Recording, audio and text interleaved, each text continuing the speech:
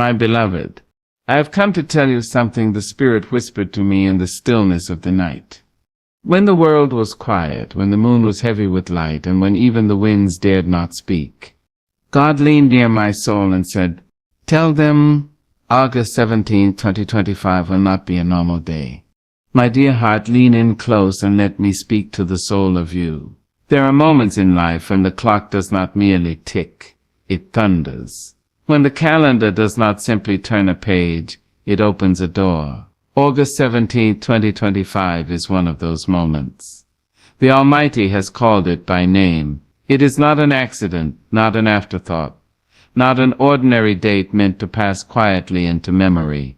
No, my beloved, it is a day with a divine appointment, a day heaven has circled in gold, a day the angels have whispered about in the hush of eternity. I have heard the voice of the one who shaped the mountains and scooped the oceans into place. His tone was steady, yet it carried the urgency of a father calling his child home. He said, "Tell them August 17, 2025 will not be a normal day." And I knew, deep in the marrow of my bones, that this was not just poetry or pleasant encouragement. This was instruction, this was prophecy, this was a trumpet in the distance, growing louder, calling the faithful to prepare. For years, some of you have walked through seasons that felt endless. The days blurred into weeks, the weeks into months, and the months into years, all carrying the same gray weight. Prayers went up, but silence came down. Hopes rose, only to be blown away like leaves in a restless wind. You have seen doors shut before you even touched the handle. You have seen opportunities vanish like morning mist. You have tasted the salt of your own tears and wondered if God still had you written in his book. But the Spirit of the Lord says, "Child, I have not forgotten. The date has been set." Oh, my dear, do you understand what that means? This is not random. This is not the tossing of dice in the heavenlies. God is not scrambling to make something happen for you at the last minute. No, this day was written before you took your first breath, before your mother's womb felt the flutter of your heartbeat. The Lord already knew the battles you would fight, the nights you would cry, and the prayers you would pray with your face pressed against the floor. And because he knew, he appointed a day, not just any day, that day, August 17th, 2025. The day the ordinary will bow to the extraordinary. The day time itself will bend to the will of the Almighty. Understand this. God's appointed days are not always announced with lightning and thunder. Sometimes they arrive softly, disguised as a morning like any other. But in the unseen realm, the heavens are shifting. Angels are moving with purpose. Blessings that have been held in the waiting rooms of glory are being released. The answers you thought were lost are stepping into your path. I believe some of you will wake up on that morning and feel it in your spirit before you even open your eyes. There will be a weight in the air, not the heaviness of despair, but the richness of promise. You will feel a strange certainty, like the air is thick with oil, and your feet are standing on holy ground. It may not be loud, but it will be undeniable. And why? Because God is a God of appointed times. The scripture says in Habakkuk 2:3, "For the vision is yet for an appointed time, though it tarry, wait for it, because it will surely come, it will not tarry." Oh, my love, that word appointed means fixed, chosen, unmovable. You cannot rush it and you cannot delay it. You can't bribe it with your good works, and you can't cancel it with your mistakes. When the appointed time comes, it comes because the one who holds eternity in his hands has spoken. And what he speaks cannot return empty. So I say to you, lift your eyes from the dust of your disappointment. Stop counting the years you've lost. Stop rehearsing the wounds in your mind. The God who appointed this date has factored in every setback, every detour, every tear, and every failure. He knows exactly where to meet you, and he has already written the coordinates of August 17th, 2025 into your destiny. Now, I must tell you, this is not just about receiving a blessing. It is about alignment. A divine date requires a prepared heart. If God has written a miracle into your story, you must be standing in the place where you can receive it. You cannot be in the fields of bitterness when the rain of grace begins to fall. You cannot be tangled in the weeds of unforgiveness when the harvest of answered prayer comes rolling in. So prepare yourself. Prepare like a bride who knows the wedding day is set. Sweep out the corners of your soul. Light the lamps of your faith. Put on garments of praise instead of heaviness. Do not be caught unready, for God is not sending an ordinary wind. He is sending a rushing holy wind, and it will not wait for those who linger in doubt. Some will see breakthroughs in their health. Diseases that defied medicine will bow to the name above every name. Some will see financial chains shatter, debts erased, opportunities unlocked. Some will witness reconciliation so deep and pure that even those watching will have to confess, only God could have done this. And others will see something so personal, so intimate, that they will carry it quietly in their hearts for the rest of their days, knowing the Almighty Himself stepped into their story. I do not tell you this to stir false hope. I tell you because I have felt the tremor in my spirit.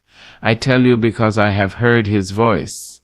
I tell you because I believe that when God appoints a day, the earth must make room for it. And when that day arrives, nothing, no power in heaven, no scheme in hell, no weakness in flesh can stop it. So write it down. Circle it in your calendar. Whisper it in your prayers. Let it be the song in your spirit when doubt tries to steal your joy. August 17, 2025. Not by my word, but by His. Will not be a normal day. It will be the day the author of your life turns the page and writes something new. It will be the day the waiting ends and the promise walks through the door. It will be the day that proves to you that the delays were not denials and the silence was not abandonment. The date is set. The hour is coming, and my beloved, heaven is already moving toward you. My beloved, there are moments in life when heaven leans low and earth stands still. August 17, 2025 will be such a moment. The Almighty has spoken, and His voice is not the voice of man that it should falter, nor the voice of time that it should grow weary. When God declares a day for miracles, all creation aligns itself with His word. On that appointed day, something will shift in the unseen realm, and that shift will make itself known in your life. Some of you have carried burdens so heavy you forgot what it feels like to walk without the weight. You have prayed until your throat was sore and your knees ached, yet the answer did not come. You have felt as though heaven's windows were closed, as though your petitions rose up only to dissolve into the clouds. But my dear, the Lord has been gathering every tear, recording every word, and storing every prayer in the treasury of His remembrance. Nothing you have whispered in faith has been wasted. When God said August 17, 2025 will not be a normal day, He was speaking of a divine release. Miracles that have been locked away in the vault of heaven will be set free. Prayers that seemed unanswered will come rushing toward you, carried by the hands of angels. Chains, those invisible chains of fear, addiction, debt, sickness, and despair, will fall without a sound. Not because of your strength, not because of your cleverness, but because God has chosen to move. You see, there are blessings that come in the ordinary flow of life, seeds planted in obedience that grow quietly in their season. But then there are blessings that come in a wave, crashing through every barrier, unstoppable and undeniable. August 17th will be such a wave for many. It will be the day when the impossible bows its head to the name of Jesus. Imagine a prisoner sitting in a dark cell for years, the cold stone his bed and the rusted bars his view. He has learned not to expect the sound of footsteps in the hallway. But one morning the lock clicks open and the door swings wide. The prisoner blinks into the light, unsure if it is real. That is what this day will feel like for you. Years of waiting, years of praying, years of seeing nothing, and suddenly the door will open. And beloved, when God opens a door, no man can shut it. No enemy can slam it closed. No fear can block your passage. The door will not just open a crack, it will swing wide, and you will step into a space prepared for you before the foundation of the world. For some, the miracle will come in the form of healing. A sickness you battled for years will lose its grip in a moment. Doctors will be baffled. But you will know that the great physician has passed by. For others, the miracle will be provision, debts cleared, jobs offered, businesses revived. Money will arrive in ways that cannot be explained by logic, only by the goodness of God. And for some, the breakthrough will be in relationships. Estranged family members will call.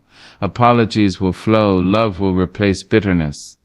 And then there will be those whose miracle will be deeply personal, unseen by the crowd. It will be a peace that settles into your heart after years of chaos. It will be a whisper from the Lord that says, I see you. I have always seen you. It will be the sudden realization that the thing you feared most has lost its power over you. Do not mistake me. Miracles are not random acts of kindness from heaven. They are the fulfillment of promises. Every miracle is a testimony that God keeps His word. When He told Abraham that Sarah would bear a child, it was not a suggestion, it was a divine decree. And though Sarah laughed in disbelief, the appointed time came and the child was born. When God says August 17th will be a day of miracles, He is not offering a maybe, He is declaring a certainty. But here is the truth you must hold close. Miracles require participation. Not that you can create them by your own hand, but you must be in position to receive them. If the door opens and you are too afraid to walk through, the opportunity may pass. If the chain falls but you cling to it, you will remain bound. So prepare your heart now. Fill it with faith. Sweep away the cobwebs of doubt. Refuse to entertain the whispers of the enemy that tell you it cannot happen for you. Faith is not blind optimism. It is the deep knowing that if God has said it, it will be so. Faith is the soil in which the seed of a miracle can grow. Water it daily with prayer. Nourish it with the word. Guard it against the weeds of negativity. On August 17th, when the rain of God's favor begins to fall, you will be ready to receive it in full measure. I must also tell you that the miracle will not only bless you, it will bless those connected to you. God's work is rarely contained in one life. When He poured out the oil in the widow's jars, her children were blessed, her household was saved, and her testimony encouraged others. Your miracle will ripple outward, touching lives you do not even know. People will look at you and see living proof that God still moves. And perhaps the greatest miracle of that day will be the shift inside your spirit. You will no longer see God as distant or indifferent. You will know Him as close, as attentive, as deeply involved in your life. You will understand that He is not the God of vague promises, but the God of precise fulfillment.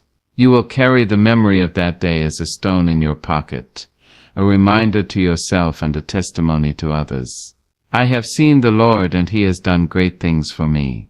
So, my dear, walk toward that date with expectation, not as one who hopes for a scrap from the table, but as a beloved child walking into the feast prepared for them. Expect the chains to break. Expect the doors to open. Expect the prayers to be answered. And when it happens, lift your hands and say, "This is the Lord's doing, and it is marvelous in my eyes." August 17, 2025 will not be a normal day.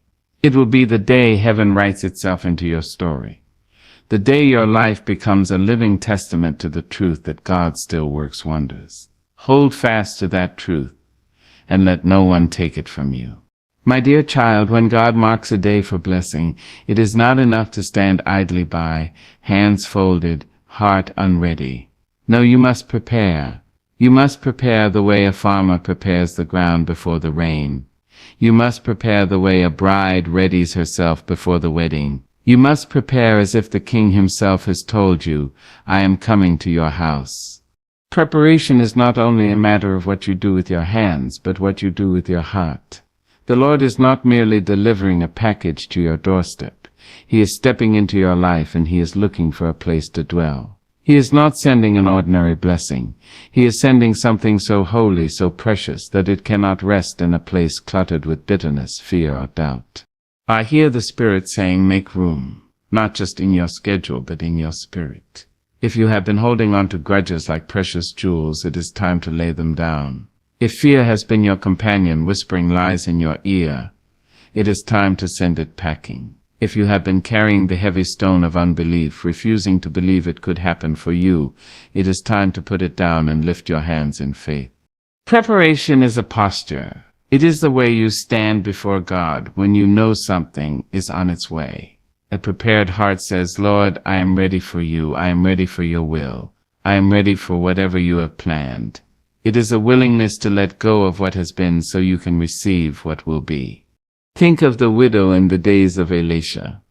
When the man of God told her to gather jars so the oil could be poured, she could have hesitated. She could have gathered a few, thinking small, but she gathered as many as she could find because she believed there was more coming than her eyes could see. Her preparation determined the size of her miracle. My dear, do you hear me? The depth of your preparation will determine the depth of your blessing. If you prepare only for the small, you will only have space for the small.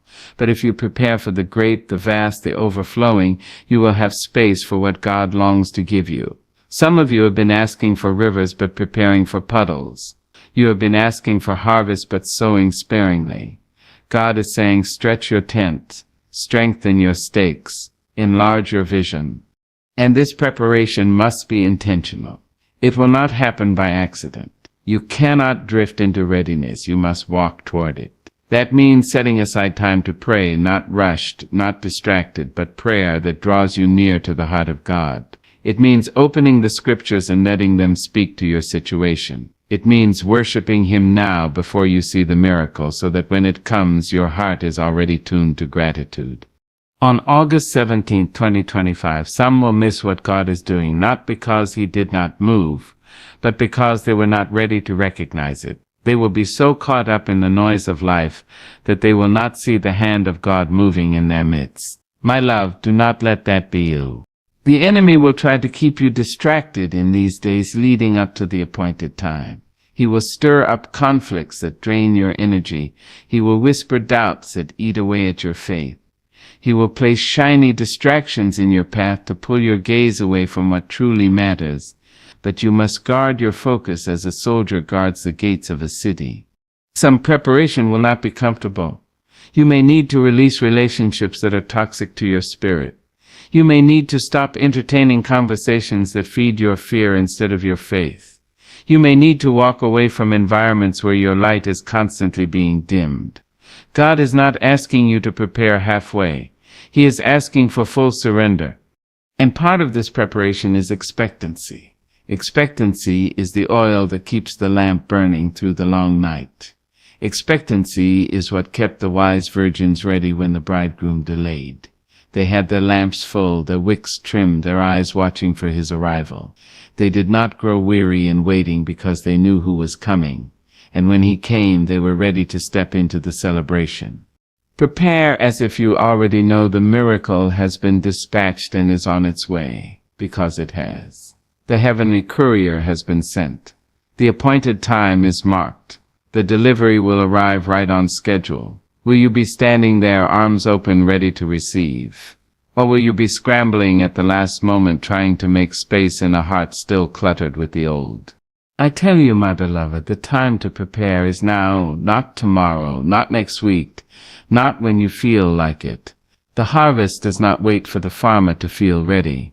The rain does not delay until the ground feels willing. You must till the soil now. You must plant the seeds now. You must lift your head and ready your spirit now. And hear me. Preparation is not just physical or emotional. It is spiritual. It is about being in alignment with God's will. It is about saying, Lord, not my way, but yours. Not my plan, but yours. Not my timing, but yours.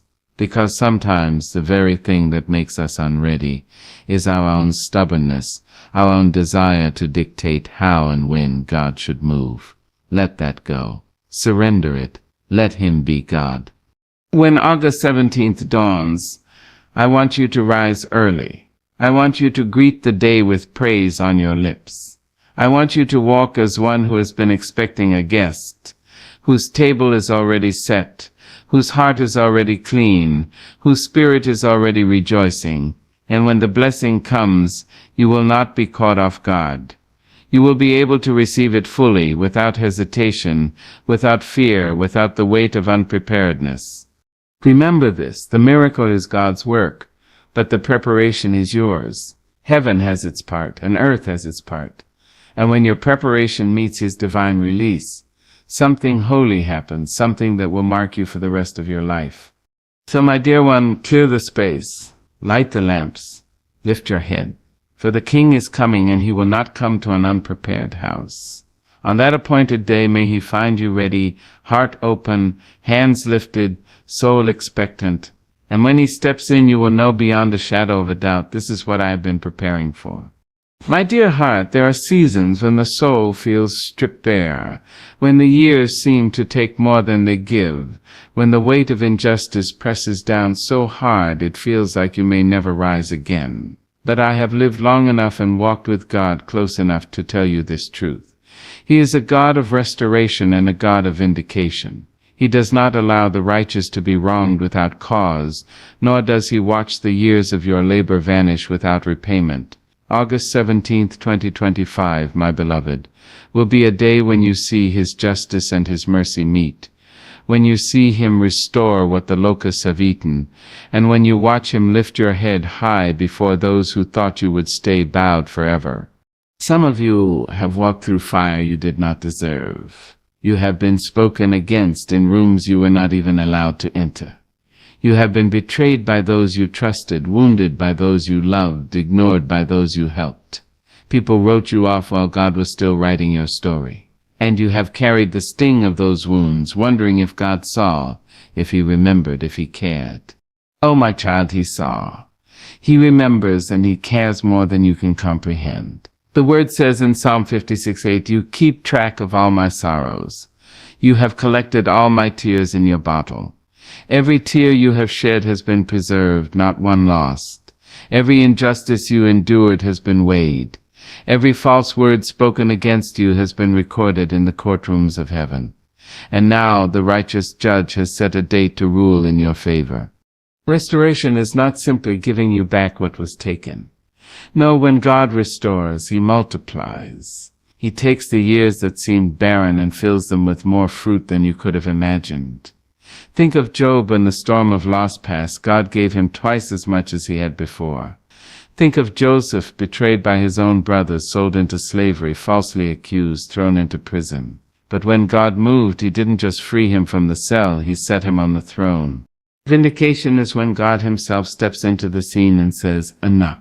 It is when He makes it clear to everyone watching that you belong to Him and that no weapon formed against you could prosper. Sometimes vindication comes quietly in the form of opportunities no one thought you deserved. Other times it comes boldly, where those who mocked you must watch God bless you in ways they cannot explain. Psalm 23 says, Thou preparest a table before me in the presence of mine enemies. That is vindication.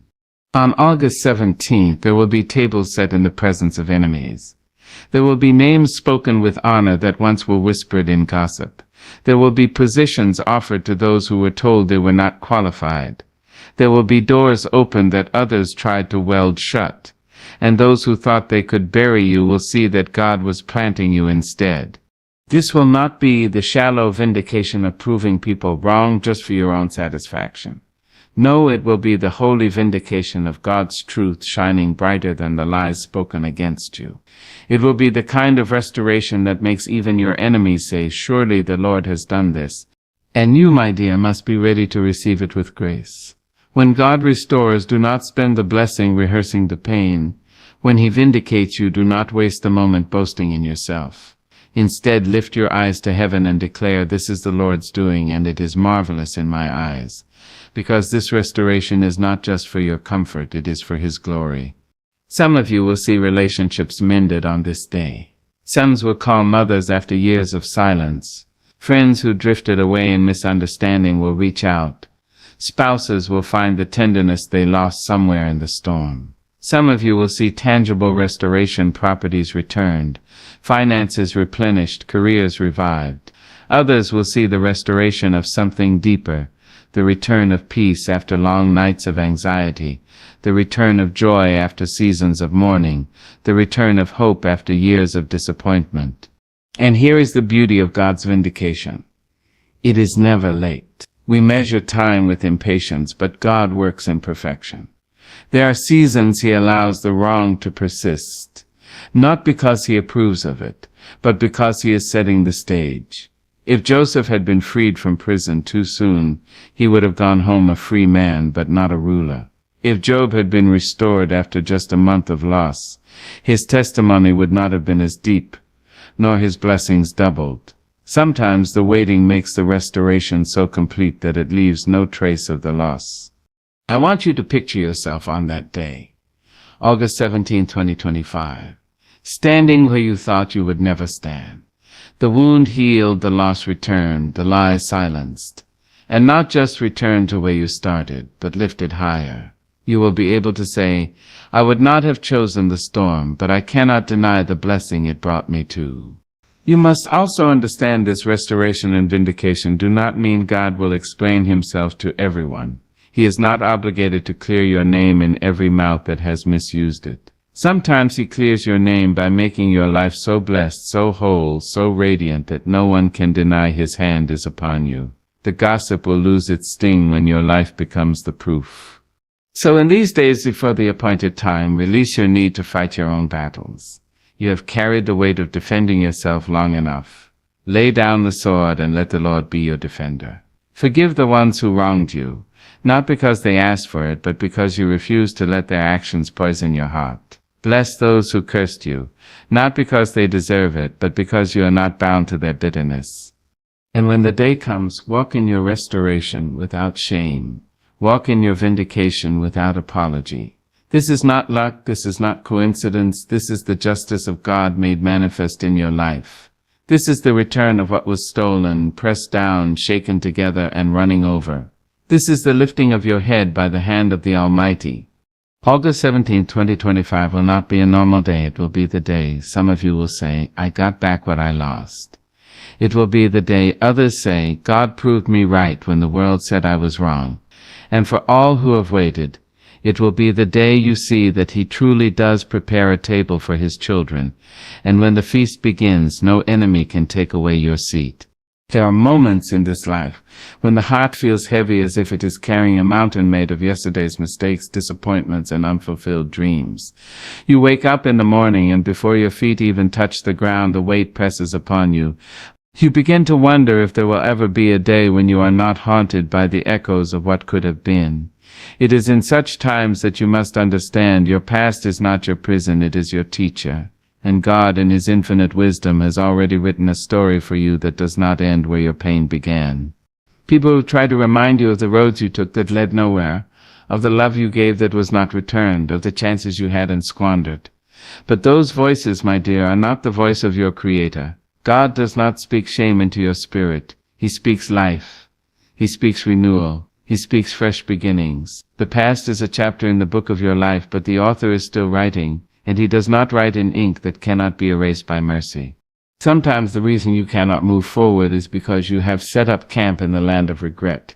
You have pitched your tent where the pain happened, and though the season has changed, you have refused to pack your things and journey on. But let me tell you, there is no harvest in a land that God has already told you to leave.